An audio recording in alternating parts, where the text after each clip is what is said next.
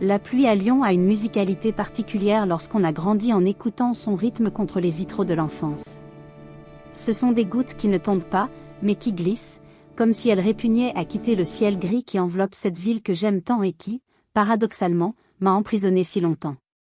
Aujourd'hui, en observant le reflet flou de ma propre image dans la fenêtre de mon nouvel appartement, petit, juste à moi, enfin à moi, je comprends que certaines histoires ne peuvent pas être racontées par fragments.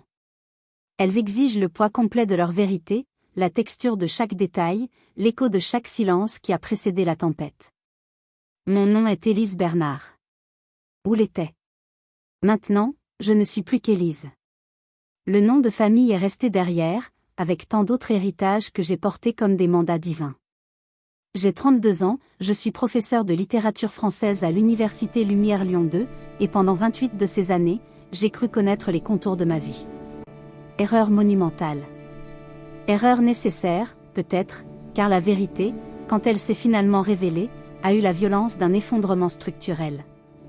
Ceci n'est pas seulement l'histoire de comment ma mère, Colette Bernard, née Duval, s'est engagée romantiquement avec Julien, mon fiancé de l'époque. Ce serait simplifier ce qui a été un processus lent, méticuleux et profondément psychologique de démantèlement. C'est l'histoire de comment une famille, ou ce qui se présente comme tel, peut devenir un écosystème pathologique où l'amour se confond avec la possession, le soin avec le contrôle, et l'héritage avec une dette éternelle. Permettez-moi de commencer par le commencement, non chronologique, mais émotionnel. Parce que la chronologie ment. Elle présente les événements comme des conséquences linéaires, alors qu'en réalité nous vivons en spirale, répétant des schémas jusqu'à ce que quelque chose, ou quelqu'un, nous force à sauter dans une autre orbite. Mon premier souvenir conscient n'est pas d'un câlin, ni d'une berceuse. C'est du bruit des talons sur le parquet du couloir. Tic-tac, rythmé comme un métronome. Il était 6h47 du matin, j'ai appris à lire l'heure très tôt par nécessité de synchronisation, et ma mère se préparait à prendre le TGV de 7h32 pour Paris. J'avais 4 ans, peut-être 5, et mon rituel matinal consistait à m'asseoir en haut de l'escalier, en pyjama de flanelle, et à observer. Je ne l'observais pas directement, bien sûr. Cela aurait été inapproprié. J'observais son ombre qui s'allongeait sur le mur du hall d'entrée. Le mouvement précis pour enfiler son manteau de laine grise. Le geste presque cérémoniel de vérifier le contenu de son sac Hermès, agenda Smithson, stylo Montblanc, cigarette électronique, avant que ce ne soit à la mode, clé, parfum, Chanel numéro 5, toujours. Et puis, le moment où ses yeux se levaient vers moi, immobile sur la 9e marche. Élise. Tu devrais être au lit. Je n'arrive pas à dormir, maman. Alors lis. Mais ne reste pas planté là. Tu ressembles à un petit fantôme. C'était notre dialogue le plus long de la semaine, parfois. Ne vous méprenez pas, ce n'était pas de la négligence au sens traditionnel. Il y avait Madame Bovary, notre gouvernante, qui me nourrissait, m'habillait, m'emmenait à l'école. Il y avait des cadeaux aux dates marquées sur le calendrier, anniversaire, Noël, fin de l'année scolaire. Il y avait des appartements impeccablement décorés, une éducation dans de bonnes écoles, des vacances à Biarritz ou Saint-Tropez. Ce qu'il n'y avait pas, c'était de la casualité. De la spontanéité. Le chaos affectueux de l'affection désorganisée.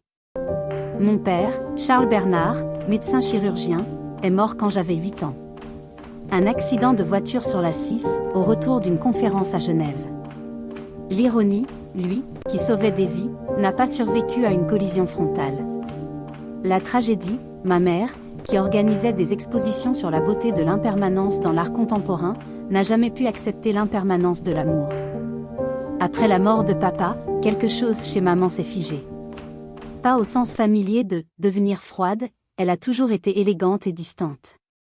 Mais littéralement, ses gestes, ses expressions, même sa façon de respirer semblait avoir été soumis à un processus de cryogénie émotionnelle. Elle n'a pleuré qu'une seule fois, aux funérailles. Ensuite, c'était comme si elle avait décidé que toute démonstration supplémentaire serait de mauvais goût. Moi, enfant de 8 ans, regardais ce spectacle de retenue comme on regarde une pièce de théâtre dans une langue étrangère. Je savais que quelque chose de monumental était arrivé, mais je ne comprenais pas pourquoi tout le monde jouait son rôle avec une telle précision. Les adultes me disaient, votre mère est très forte. Je voyais, ma mère a très peur. La peur, quand elle ne peut pas être nommée, se déguise en force. Des années plus tard, en thérapie, ma psychologue me dirait, Élise, vous n'avez pas seulement perdu votre père. Vous avez perdu votre mère aussi. La Colette qui aurait pu être morte avec lui ce jour-là. À l'époque, bien sûr, je savais seulement que j'avais appris la première et plus importante leçon de mon éducation émotionnelle, les émotions sont du désordre. Le désordre dérange. Et déranger maman était le péché capital. L'adolescence, pour beaucoup, est une période de rébellion. Pour moi, ce fut un master en diplomatie. À 13 ans, je parlais déjà 3 langues, le français, l'anglais et le colétien. Cette dernière était la langue non verbale que ma mère et moi avions développée. Elle consistait en le vocabulaire des pauses, combien de temps durait entre une question et une réponse. La grammaire des regards, ce que signifiait quand elle ajustait ses lunettes sans les retirer de son nez. La syntaxe des cadeaux, comment décoder le sens derrière chaque objet choisi. Par exemple, à 15 ans, j'ai voulu aller à un concert d'un groupe que j'adorais. Au lieu de demander directement, j'ai écrit une analyse critique de 3 pages sur l'influence du post-punk dans la musique française contemporaine, je l'ai laissé sur la table de la cuisine avec des surlignages au passage pertinent, et j'ai attendu. 2 jours plus tard, j'ai trouvé des billets pour le concert et un livre sur l'histoire de la musique du XXe siècle sur mon lit. Le message, j'apprécie ton intérêt intellectuel. Le divertissement est permis lorsqu'il est contextualisé. Cela semble bizarre ? Pathologique ? Pour moi, c'était la normalité. C'était le code dans lequel j'avais été socialisée. Et, comme tous les enfants, je me suis adaptée à mon environnement. Je suis devenue experte en anticipation des besoins, en évitement des conflits, en traduction des désirs en formats acceptables. Mes amis se plaignaient de leurs mères intrusives, je rêvais d'une mère qui s'intéresserait. À 17 ans, est venu le premier amour. Antoine, de ma classe de philosophie. Beau, sans prétention, fils de boulanger. Quand j'en ai parlé à maman, elle n'a pas demandé si je l'aimais. Elle a demandé, quels sont ses projets universitaires ? Quand j'ai répondu qu'il voulait être mécanicien, il y a eu un silence qui a duré exactement 7 secondes, j'ai compté. Ensuite, intéressant. La mécanique est une profession honnête. Antoine a duré 3 mois. Pas par intervention directe, mais par asphyxie contextuelle. Chaque fois qu'il venait à la maison, maman était là, n'interférant pas, juste, présente. Observant avec une curiosité anthropologique, comme si elle étudiait une espèce inconnue. Lui, habitué au désordre affectif d'une famille nombreuse et bruyante, dépérissait dans l'atmosphère contrôlée de notre appartement. Ta mère me donne les nerfs, m'a-t-il avoué un soir. Pourquoi ? Elle est très polie. C'est ça. Elle est trop polie.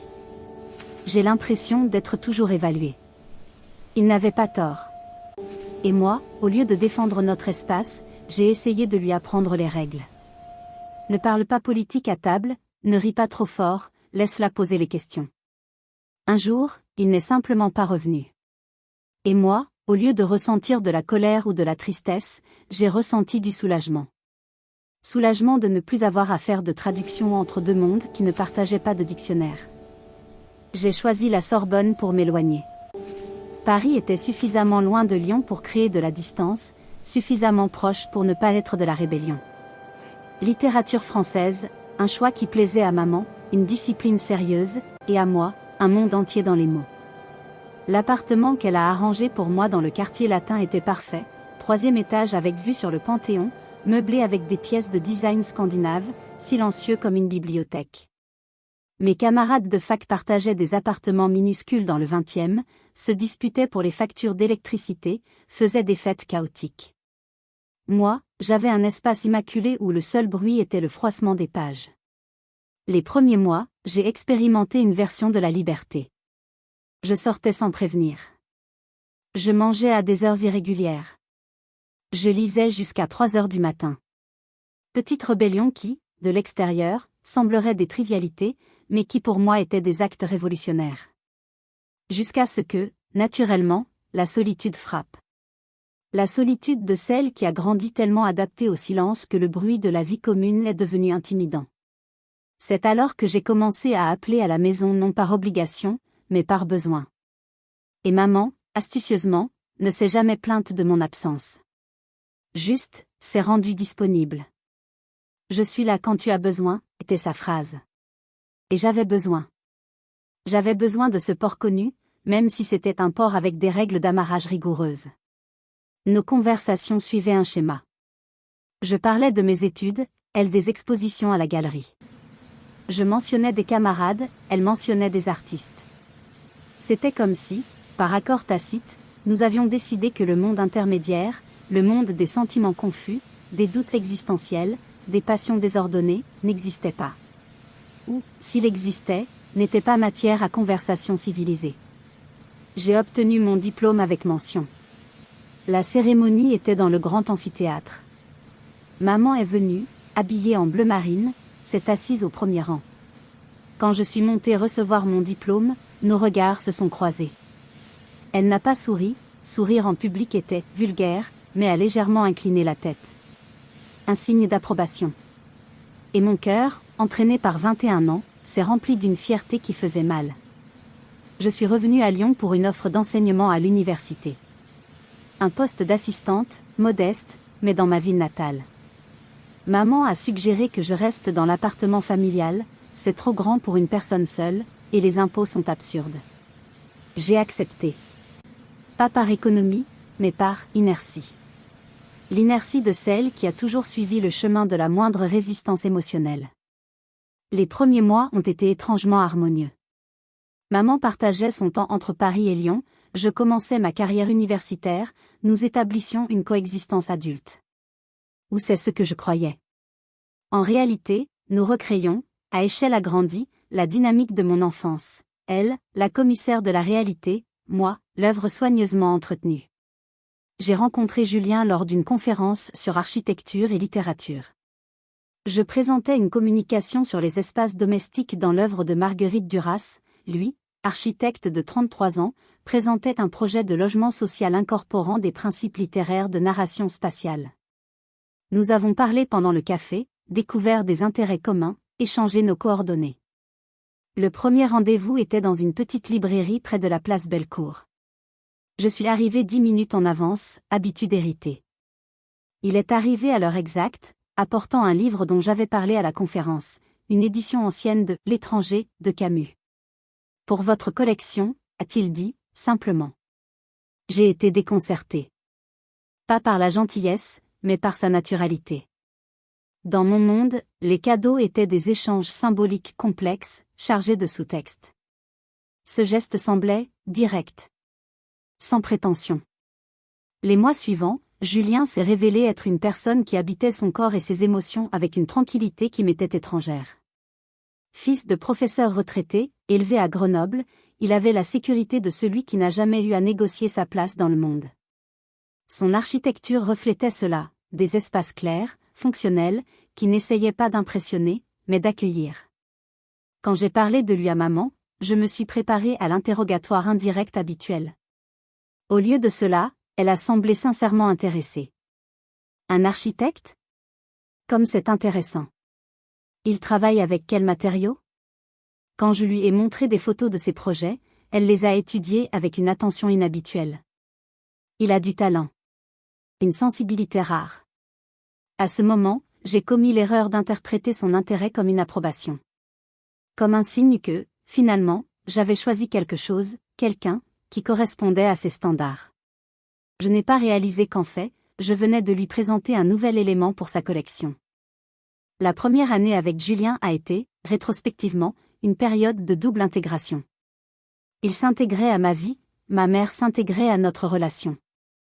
Le processus a été si graduel que ces étapes ne sont devenues visibles que maintenant, avec la clarté cruelle du rétroviseur. Phase 1, l'acceptation tacite. Maman a commencé à inclure Julien dans nos dîners hebdomadaires. Au début, c'était des événements formels, avec menus planifiés, vins sélectionnés, conversations structurées. Julien, poli mais authentique, répondait à ces questions sans la couche de filtre que j'appliquais toujours. À ma surprise, Elle semblait apprécier cela. C'est rafraîchissant, a-t-elle commenté une fois. Il ne joue pas le jeu. Quel jeu, ai-je demandé, naïve. Le jeu de deviner ce que je veux entendre. Phase 2, l'expansion du territoire. Les dîners sont passés de hebdomadaire à bi-hebdomadaire. Ensuite, maman a commencé à venir à Lyon non seulement pour nous voir, mais pour consulter Julien sur de petites réformes dans l'appartement de Paris. Je voyais cela comme un signe qu'elle le respectait professionnellement. Et, d'une certaine manière, c'était le cas. Mais c'était aussi l'ouverture d'une brèche. Phase 3, le langage partagé. J'ai commencé à remarquer que maman et Julien développaient des références propres. Une blague sur un architecte qu'ils méprisaient tous deux. Une expression en anglais qu'ils utilisaient entre eux. De petits codes qui les incluaient et, par omission, m'excluaient subtilement. Quand j'en ai parlé à Julien, il a ri. Ta mère est cultivée, Élise. J'aime converser avec elle. Phase 4, la reconfiguration des rôles. Un samedi, nous choisissions des meubles pour l'appartement que Julien et moi avions l'intention d'acheter ensemble. Maman est apparue, par hasard, dans le même magasin. Les 2 heures suivantes ont été un exercice de diplomatie où moi, la future propriétaire de l'espace, devenais de plus en plus spectatrice d'une discussion technique entre elle et Julien sur les proportions, les matériaux, l'éclairage. Finalement, m'a dit Julien dans la voiture au retour, ta mère a raison pour le canapé. Celui que nous avions choisi d'abord est trop grand pour l'espace. Et moi, au lieu de dire, c'est mon canapé, ma décision, j'ai acquiescé. Parce que, dans mon entraînement de vie, quand 2 personnes en qui j'ai confiance sont d'accord, mon opinion doit être erronée. Julien m'a demandé en mariage lors du 2e anniversaire de notre première rencontre. C'était à Giverny, dans les jardins de Monet, un jour d'automne si parfait qu'il semblait scénographié. J'ai dit oui sans hésiter. Par amour, oui, mais aussi par un sentiment profond qu'enfin, je construisais quelque chose à moi, hors de l'ombre maternelle. Quand nous l'avons annoncé à maman, sa réaction a été complexe. Il y avait des larmes, oui, mais pas les larmes expansives d'une mère conventionnelle. C'étaient des larmes contenues, qu'elle a essuyées avec un mouchoir avant qu'elle ne puisse tacher sa robe. Elle nous a embrassés tous les deux, mais son étreinte avec Julien a duré 1 seconde de plus qu'avec moi. Je suis si heureuse, a-t-elle dit, et pour la première fois de ma vie, je n'ai pas pu déchiffrer si elle disait la vérité ou jouait un rôle. Enfin, quelqu'un qui te mérite, Élise. La phrase a résonné en moi. Quelqu'un qui te mérite. Impliquait-elle qu'avant, je n'étais pas digne? Ou que mes prétendants précédents n'étaient pas à la hauteur? Ou, plus subtilement, qu'elle, en tant que commissaire de ma vie, approuvait enfin une acquisition pour sa collection? La période de fiançailles aurait dû être une préparation au mariage. Elle est devenue, au contraire, un processus de transfert graduel. Quelques exemples concrets. Exemple 1. La liste des invités. Ma liste, des amis de la fac, des collègues de travail, peut-être 30 personnes. La liste de maman, artiste, galeriste, critique, client important, plus de 100. Julien, confronté à cela, ta mère a raison. C'est une occasion importante. Nous devrions faire quelque chose de digne. Résultat, le mariage prévu pour être intime est devenu un événement de 200 personnes. Exemple 2, la robe. Je voulais quelque chose de simple, en lin. Maman, le lin se froisse, ma chérie. Et pour une cérémonie à la mairie du 6e arrondissement, ce n'est pas approprié. Elle a pris rendez-vous avec une couturière qui travaillait pour elle. 3 heures plus tard, je me faisais prendre les mesures pour une robe de soie qui coûtait plus que mon salaire annuel. Julien, tu es magnifique dedans. Et si c'est ce que ta mère veut? Résultat, j'ai porté une robe qui me faisait me sentir comme une ambassadrice d'un pays qui n'était pas le mien. Exemple 3, la lune de miel. Notre choix, un voyage tranquille en Toscane. La suggestion de maman, le Japon. L'architecture japonaise contemporaine est quelque chose que Julien devrait voir. Et je connais un magnate qui a une maison à Kyoto que nous pouvons utiliser. Julien, les yeux brillants, ce serait une opportunité incroyable. Résultat, nous avons réservé pour Kyoto. Chaque concession semblait petite, isolée. Ensemble, elles formaient un schéma, mes préférences étaient remplacées par les siennes, avec Julien comme médiateur enthousiaste. Et moi, si entraîné à obéir, à ne pas causer de problème, à valoriser l'harmonie au-dessus de l'authenticité, j'acquiesçais. Toujours avec la justification, ce n'est qu'un détail. L'important est que nous allons nous marier. Ce que je n'ai pas réalisé, ou n'ai pas voulu réaliser, c'est que les mariages ne sont pas faits que de grandes décisions, mais de 1000 détails qui, ensemble, définissent qui vous êtes dans cette relation. Et je m'effaçais, détail par détail. Le corps, quand l'esprit refuse de voir, donne souvent les premières alertes. J'ai commencé à avoir des insomnies. Pas l'insomnie agitée, mais une veille silencieuse, de 3h à 5h du matin, où je restais allongée à côté de Julien, observant son visage détendu dans le sommeil, et ressentant une déconnexion que je ne pouvais nommer. Mon estomac, toujours obéissant, s'est rebellé. J'ai développé une sensibilité alimentaire inexplicable. Des nausées avant les dîners avec maman. Des douleurs abdominales quand nous discutions des détails du mariage. Julien attribuait cela au stress. Je savais, à un niveau plus profond, que c'était mon organisme rejetant ce que ma conscience acceptait.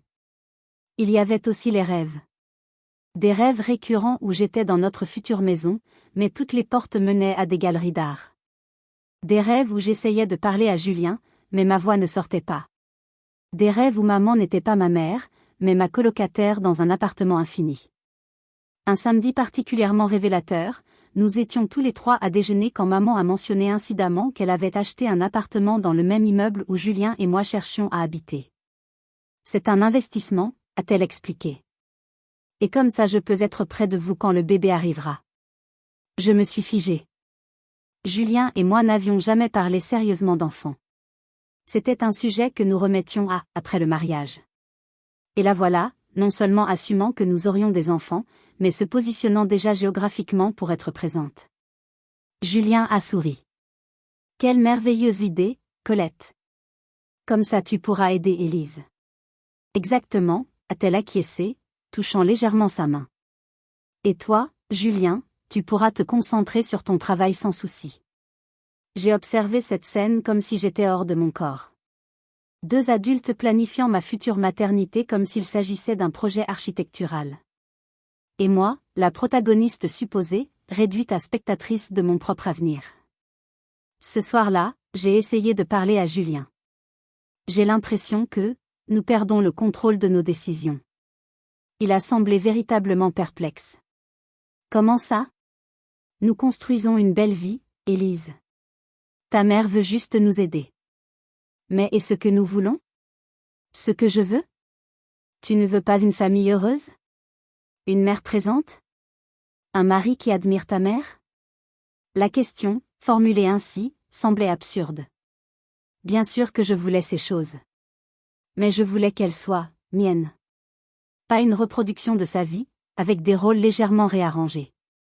La conversation s'est terminée avec lui me prenant dans ses bras, disant que j'avais les nerfs de la future mariée. Et moi, une fois de plus, j'ai avalé mes doutes. Parce que douter signifiait remettre en question non seulement maman, non seulement Julien, mais toute la structure de réalité que j'avais moi-même contribué à construire. Mon 30e anniversaire aurait dû être un jalon. Il est devenu, rétrospectivement, le point de non-retour. Julien a organisé une fête surprise dans l'appartement que maman avait, temporairement, mis à notre disposition pendant que nous cherchions notre propre maison. Je suis arrivée après le travail, épuisée, et j'ai trouvé 50 personnes, la plupart des connaissances de maman, certains de mes collègues, peu de mes amis.